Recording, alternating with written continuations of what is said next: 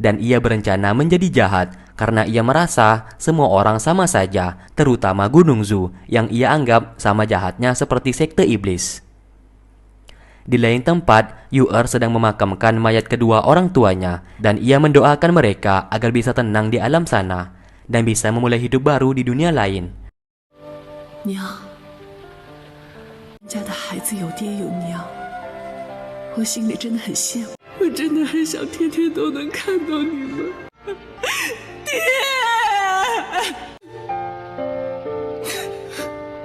Ia pun membuat hujan salju dan membekukan kedua mayat orang tuanya di sana.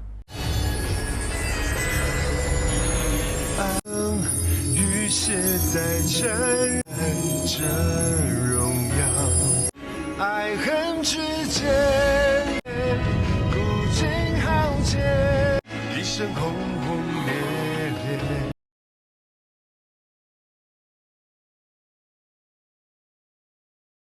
Terlihat ketua Yuwo sedang kritis karena luka dalam sehabis berperang melawan Jingwo belum kunjung sembuh dan malah semakin bertambah buruk.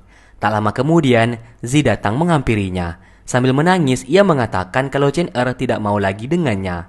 Ia juga berkata jujur kalau anak yang dikandungnya bukanlah anak Chen-er, melainkan anak dari Zheng.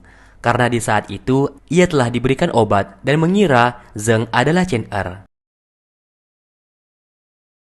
Sesaat ketua Yuwo menyadari kalau semuanya ini sebuah karma untuknya karena kesalahan yang pernah ia lakukan saat dulu.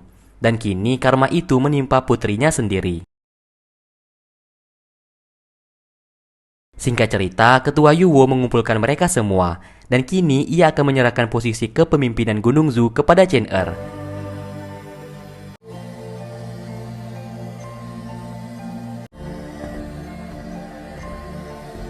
Dan akhirnya, Chen-er resmi diangkat menjadi ketua Akademi Gunung Zu yang baru.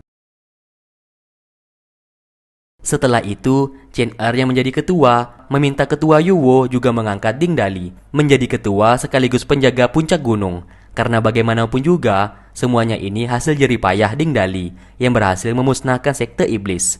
Oleh karena itu, Ding Dali juga diangkat menjadi ketua puncak gunung oleh ketua Yuwo. Ding Dali pun menerima posisi tersebut dengan senang hati. Dan setelah itu, Chen-er dibawa ke sebuah tempat. Di sanalah ketua Yuwo memohon kepadanya agar mau menikahi Zi dan menjaganya. Karena Chen-er harapan satu-satunya yang ia miliki untuk menjaga putrinya tersebut. Chen-er yang mendapatkan amanah itu mau tidak mau menerimanya, meskipun hatinya saat ini menolak untuk menikahi Zi. Dan setelah itu, ketua Yuwo akhirnya meninggal dunia.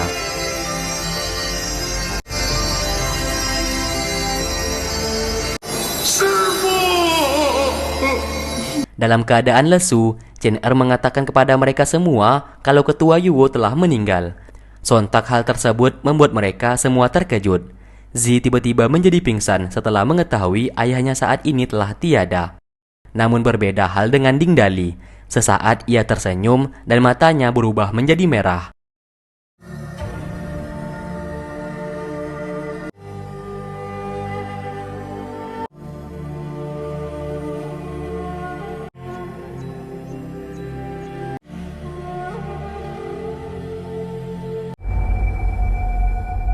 Singkat cerita, saat ini Ding Dali menjadi ketua puncak gunung dan seluruh murid tunduk hormat kepadanya.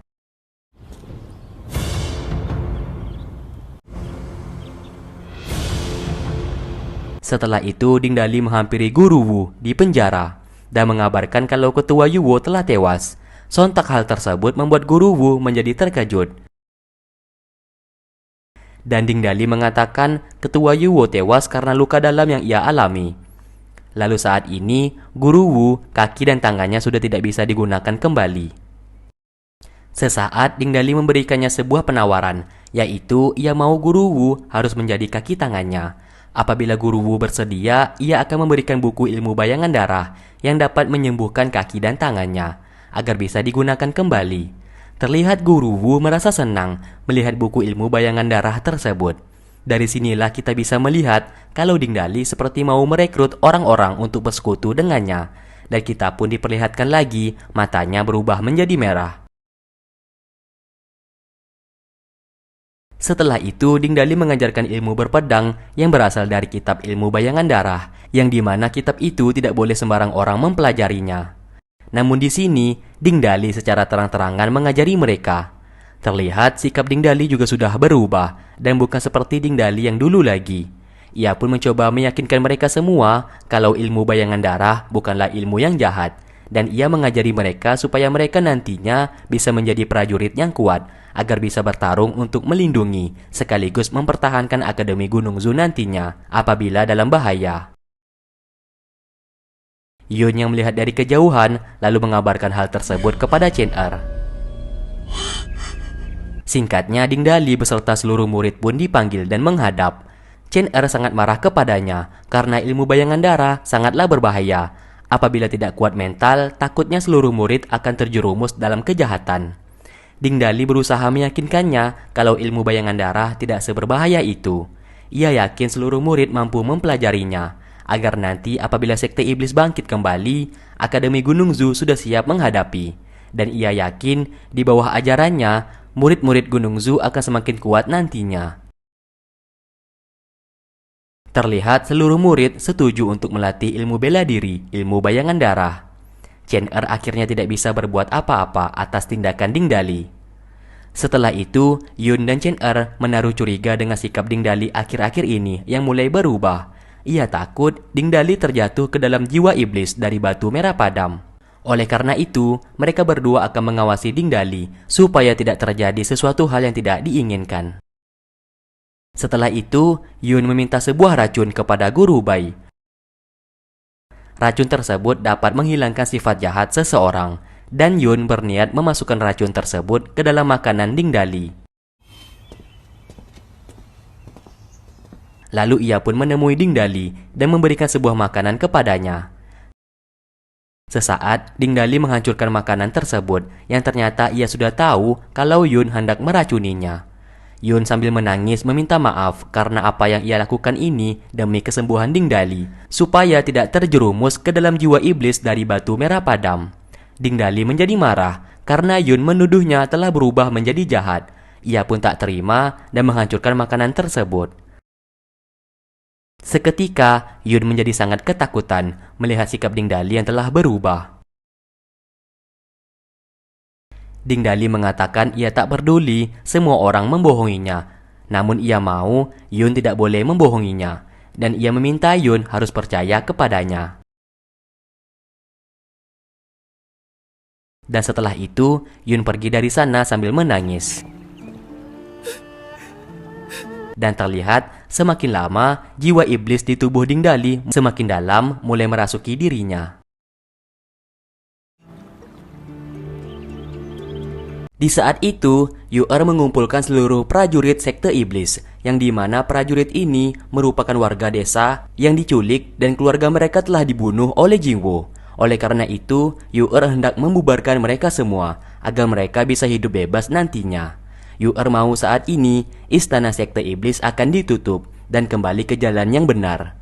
Namun saat ini, para prajurit merasa kalau mereka sudah tidak memiliki tempat tinggal lagi, dan mereka juga merasa apa yang mereka lakukan sebelumnya adalah salah. Oleh karena itu, mereka tidak mau pergi dari istana sekte iblis dan ingin membuat kebaikan untuk menghapus dosa-dosa yang telah mereka perbuat. Mendengarkan itu semua, Yu-Er pun membiarkan mereka untuk tetap tinggal di istana sekte iblis. Di lain sisi, Guru Wu akhirnya berhasil mempelajari ilmu bela diri di kitab ilmu bayangan darah, dan terlihat ia telah bisa menggunakan kaki dan tangannya kembali.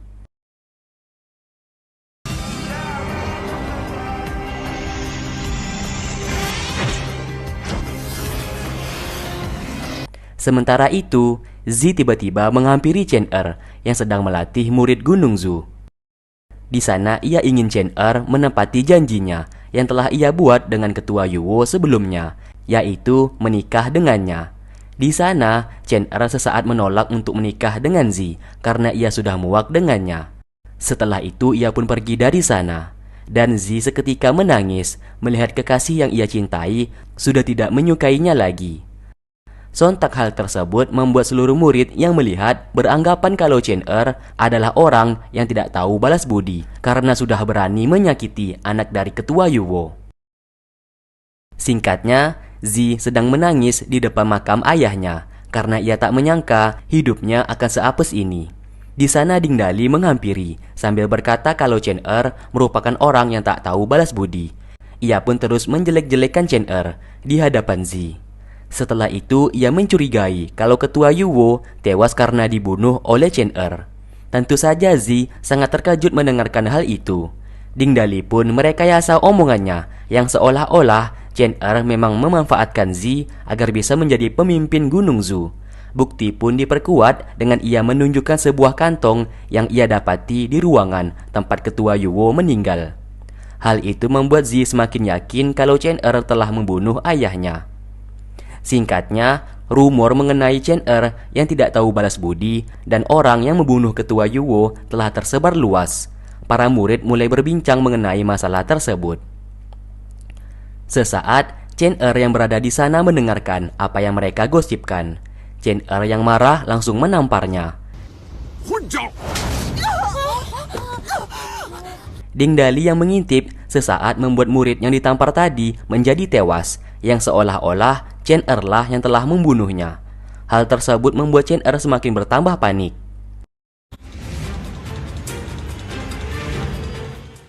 Singkat cerita, murid yang tewas tadi disaksikan oleh seluruh murid. Ding Dali sangat menyayangkan tindakan Chen Er saat ini. Lalu Ding Dali menjelaskan peraturan Gunung Zu, apabila pemimpin Gunung Zu membunuh muridnya sendiri, berarti Chen Er harus dihukum mati. Ding Dali yang menjabat menjadi wakil ketua Gunung Zu memerintahkan Chen Er kepalanya harus dipenggal. Di sini terlihat Ding Dali sudah berubah drastis dan bukan seperti Ding Dali yang dulu lagi. Para murid pun yang melihat kejadian tadi juga membenarkan kalau Chen Er telah membunuhnya. Di sana, Yun mengatakan kalau Ding Dali tidak berhak menjatuhkan hukuman seseorang. Ding Dali mengatakan kalau ia memiliki seseorang guru yang berhak memberikan hukuman, dan terlihat Guru Wu datang ke sana. Hal tersebut sontak membuat mereka sangat terkejut. Seketika Chen Er menyerangnya karena ia tahu Guru Wu adalah pengkhianat. Namun ia dengan mudah dikalahkan oleh Guru Wu. Akhirnya Chen Er disuruh berlutut dan jabatannya sebagai pemimpin Gunung Zu saat ini telah dicopot oleh Ding Dali.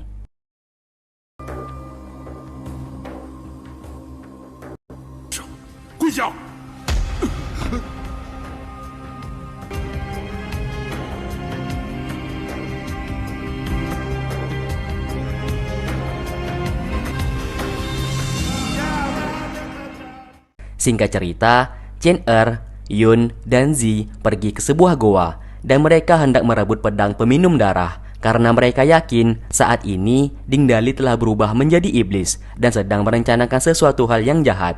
Namun di sana, Ding Dali dan Guru Wu memergoki mereka yang hendak mencuri pedang peminum darah. Ding Dali dengan cepat menarik pedang tersebut. Di luar goa, para murid sudah bersiap dan otak mereka dicuci kalau Chen Er merupakan pembunuh dan harus segera dihukum mati. Mereka pun diperintahkan oleh Ding Dali untuk menjaga goa tersebut. Di sanalah Chen Er difitnah habis-habisan oleh Ding Dali kalau Chen Er merupakan orang yang membunuh ketua Yuwo. Zi yang di sana mempercayai tuduhan tersebut dan ia akan membalaskan dendam kematian ayahnya kepada Chen Er. Yun mencoba menyadarkan Zi kalau apa yang dikatakan oleh Ding Dali semuanya adalah bohong. Terlihat Ding Dali tersenyum sinis kepadanya. Setelah itu, Ding Dali pun mengakui kebohongannya. Sambil tertawa, ia mengatakan bagaimana rasanya dibohongi dan dipermainkan seseorang. Ia melakukan itu karena selama ini hidupnya telah dipermainkan dan dibohongi. Ding Dali yang telah berubah menjadi iblis ini akhirnya menyerang mereka bertiga.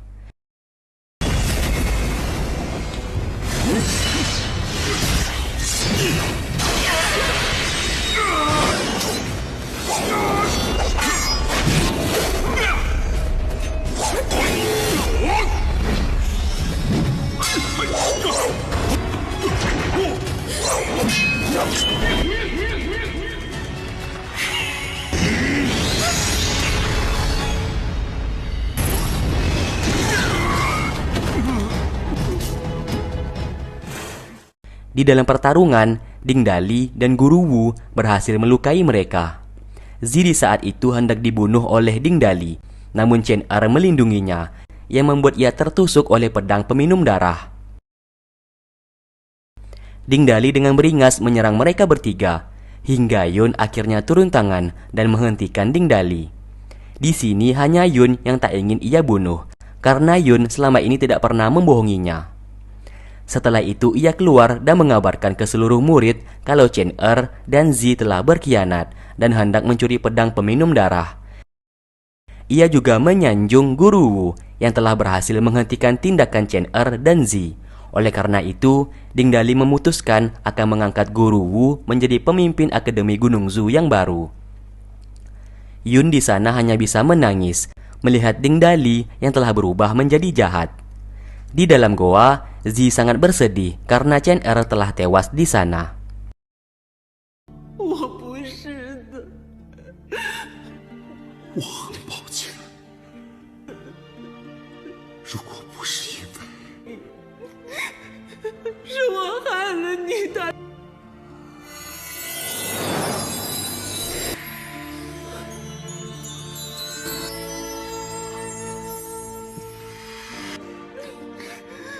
这视不见。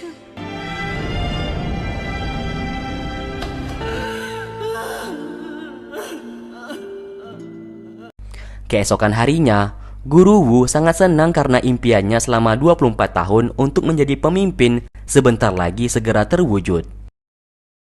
Di sana Ding Dali tidak menginginkan kursi kepemimpinan Gunung Zu.